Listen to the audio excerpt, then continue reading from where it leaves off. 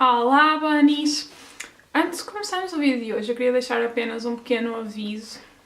O vídeo de hoje é baseado num crime extremamente violento, que envolve a morte de uma criança muito violentamente, e violações e esse tipo de temas, por isso eu queria só deixar o aviso para aquelas pessoas que são mais sensíveis a este tipo de temas, que se chocam mais facilmente, a pessoas menores de idade, especialmente a crianças, porque eu sei que há crianças que veem os meus vídeos. Por favor, não vejam este vídeo. Eu não vou colocar imagens nem nada disso dos crimes em si, mas a história em si pode chocar um bocado e acho que não é apropriada para todas as idades, nem para todo o tipo de pessoas, por isso eu queria mesmo deixar este apelo. Se tem estas características que eu descrevi, por favor, não assistam ao vídeo, vão ver outros vídeos, eu tenho vídeos mais alegres. Eu também queria dizer que, apesar de ser um vídeo para um canal do YouTube, para o Freaky Friday e tudo mais, essa história é bem real, é uma história muito triste, muito trágica, que afetou pessoas reais, ok? Então há famílias que foram afetadas, muito afetadas por isto, e eu não quero que vocês vejam isto como um vídeo de entretenimento, nem algo para ser tomado de ânimo leve, porque houve pessoas e houve famílias que foram destruídas por este caso, e então acho que nós devemos ter o maior respeito para com essas pessoas. Este caso envolve, como eu já disse, uma criança muito novinha, que morreu de uma forma muito trágica e, portanto, há que ter respeito por este tema, ok? Portanto, não tomem isto como algo, ok, vamos falar disto banalmente. Tenham sempre algum respeito, entendem o que eu quero dizer, perante este caso, ok? Vou tentar fazer o vídeo com o maior respeito pelas vítimas e pelas famílias das vítimas, e eu espero que desse lado vocês compreendam e que realmente também respeitem, ok?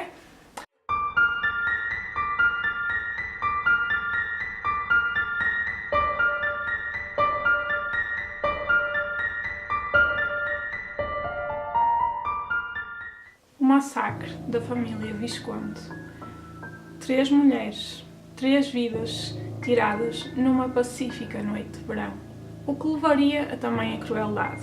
E quem cometeria um dos crimes mais hediondos da história das Filipinas? É isso que vamos descobrir hoje no Freaky Friday.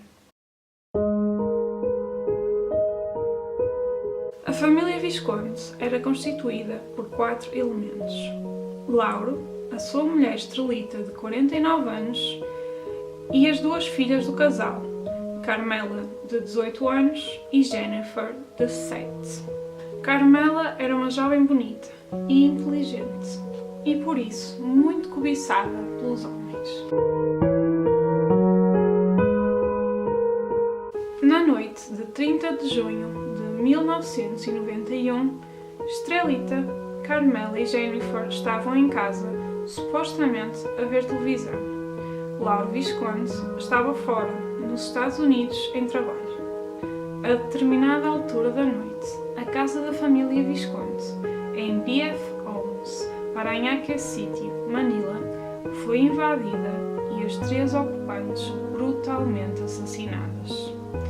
Estrelita foi esfaqueada 13 vezes, a pequena Jennifer 19 vezes e Carmela foi violada e esfaqueada 17 vezes. Pensa-se que Jennifer, de apenas 7 anos, tenha tentado defender a irmã de quem era muito próxima e por isso tenha acabado por ser agredida mais vezes.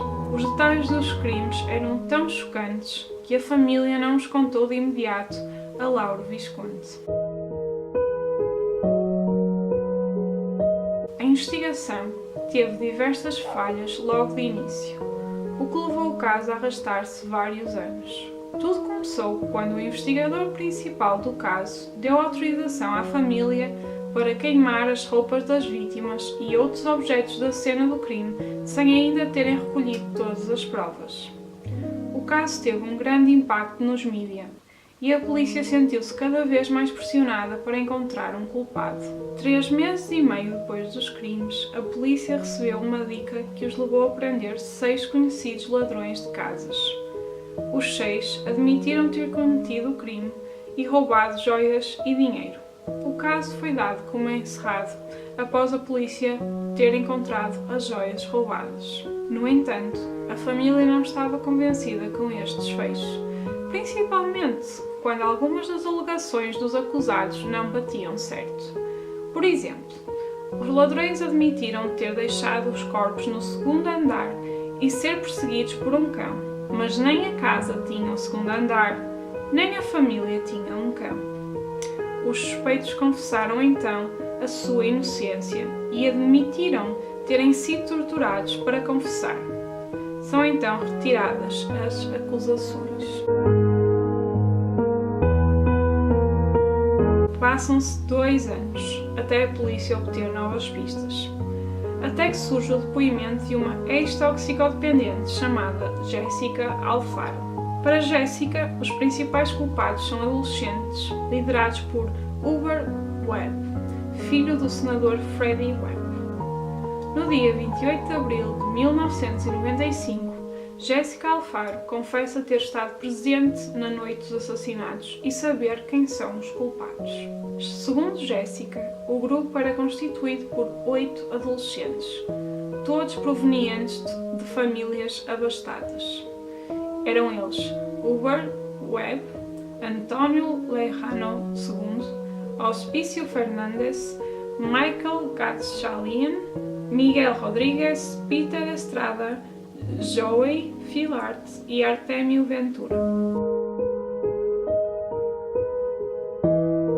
De acordo com Jessica Alfaro, a noite de 30 de junho de 1991 começou num parque de estacionamento, onde ela e os restantes jovens estavam a consumir drogas. Hubert Webb tinha interesse em Carmela Visconti e pediu a Jessica e ao seu namorado da altura, Peter Estrada, para tentarem arranjar um encontro com Carmela nessa noite. Jessica admitiu ter visitado a casa Visconti 3 vezes nessa noite, tendo, numa das vezes, visto Carmela chegar de carro e deixar um homem um pouco antes de sua casa, facto que contou a Hubert Webb. Noutra das vezes, terá conseguido falar com Carmela e esta disse-lhe que deixaria o portão aberto para Hubert Webb e que este deveria piscar 2 vezes com as luzes do carro quando chegasse. Então, Jessica Alfaro disse que ouviu Hubert Webb dizer que iriam violar Carmela à vez, mas que ele seria o primeiro. Quando, nessa noite, foram à casa da família Visconti, o portão estava aberto como prometido e Carmela estava à espera de Hubert Webb. Jessica, Hubert e 2 outros membros do gangue entraram na residência enquanto os outros ficaram a vigiar lá fora. Jessica Alfaro vê então Hubert seguir Carmela para o interior da casa e sai para fumar. Quando retorna, vê, por uma frincha da porta do quarto, Estrelita e Jennifer mortas na cama e Carmela a ser violada. Noutra revelação chocante, Jessica afirma que o inspetor da polícia que autorizou a destruição das provas está também envolvido nos assassinatos. Gerardo Biong terá sido pago por Webb para destruir provas e livrar-se das armas do crime. Esta história foi apoiada pela ex-mulher do polícia, que confessou mais tarde ter ido com o marido à residência Visconti, destruir provas e recuperar o casaco de Hubert Webb. Quando questionada porque nunca confessou o que viu, Jessica Alfaro afirmou ter-se afundado no consumo de drogas para lidar com o trauma do que viu, tendo acabado por se esquecer do que aconteceu. Após o depoimento de Jessica se ter tornado público, a polícia prendeu de imediato 6 dos 8 jovens. 2 deles, Filiarte e Ventura, estão desaparecidos. Os jovens são acusados de violação e homicídio. Hubert Webb e os restantes membros do gangue afirmam estar inocentes, acrescentando que não se conhecem entre eles nem Carmela Visconti, nem mesmo Jessica Alfaro, exceto Peter Estrada, que era ex-namorado de Jessica. Hubert Webb afirmou ter estado nos Estados Unidos na altura do crime, juntamente com o seu pai, que confirmava a versão do filho. No entanto, rapidamente surgem testemunhas que apoiam a versão de Jessica.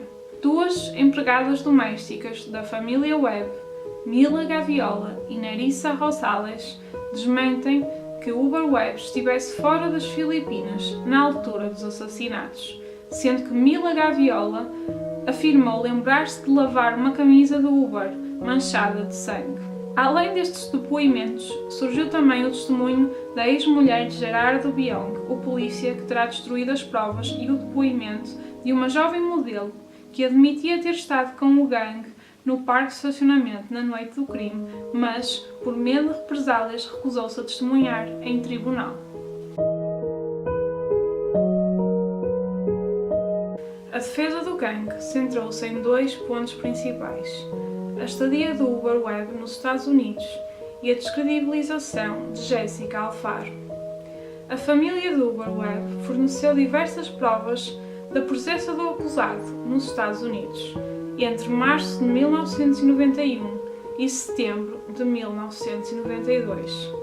Entre as provas mais convincentes estavam os documentos de imigração do Webb e o testemunho de diversas pessoas dos Estados Unidos que confirmavam a presença do jovem no país na data dos homicídios. Quanto ao depoimento de Jessica, foi descredibilizado pelo passado de drogas de Alfaro e por algumas inconsistências no seu depoimento inicial. Aparentemente, Jessica teria dado um depoimento onde teria dito que apenas tinha ouvido os assassinatos e violação e não visto por uma frincha na porta, como mais tarde testemunhou. Além disso, segundo o testemunho de uma empregada da família Visconde, seria impossível ver os corpos do local que Jessica descreveu. Ao saber do testemunho da empregada, Jessica alterou uma vez mais a sua história, admitindo ter entrado no quarto no momento dos crimes. Para a defesa, Jessica não passava de um peão que o NBI, National Bureau of Investigation, teria treinado para contar uma história plausível. Além de tudo isto, das 142 provas apresentadas pela defesa, apenas 10 foram aceites pela juíza Amelita Tolentino, e mesmo quando o Uber Webb se ofereceu para fornecer uma amostra de sêmen para comparar com o ADN encontrado em Carmela, a juíza recusou.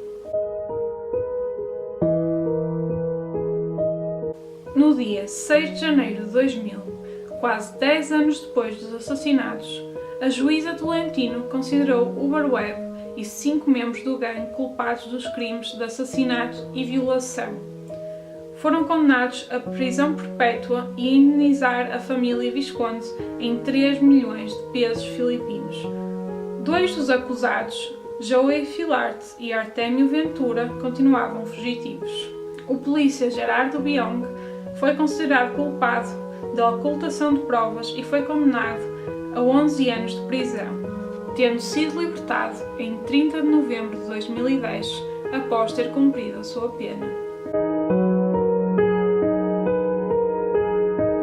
Em dezembro de 2005, Uber Webb recorre da sua sentença mantendo a sua inocência.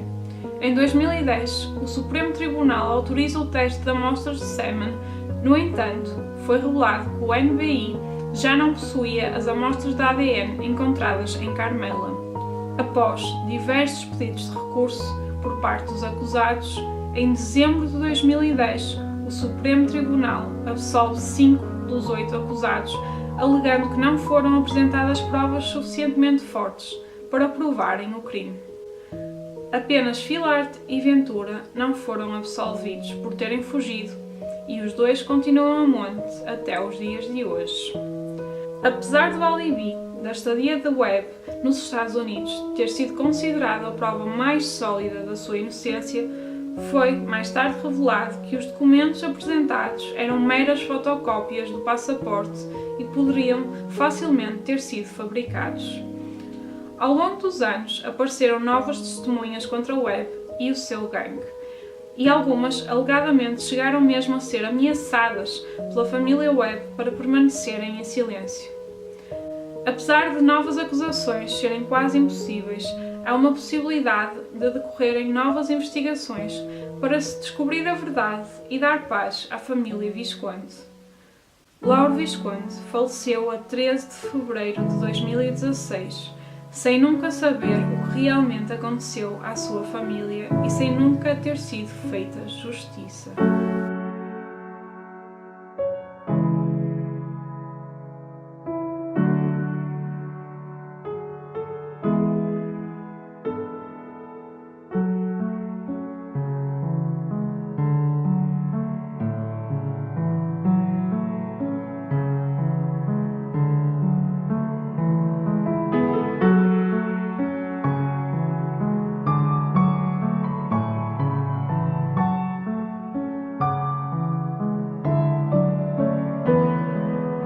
Em 1993 foi lançado um filme que mostra o massacre da família Visconde, com o nome The Visconde Massacre Story – God Help Us.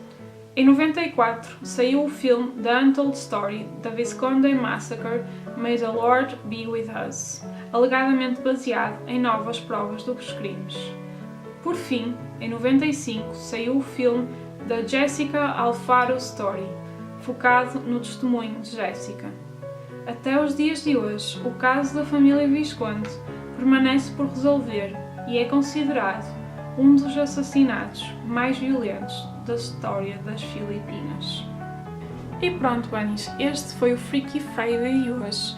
Como vocês podem ver, é uma história bastante complexa, bastante chocante, que até os dias de hoje não tem solução, ou pelo menos não tem uma solução que tenha sido considerada pela justiça.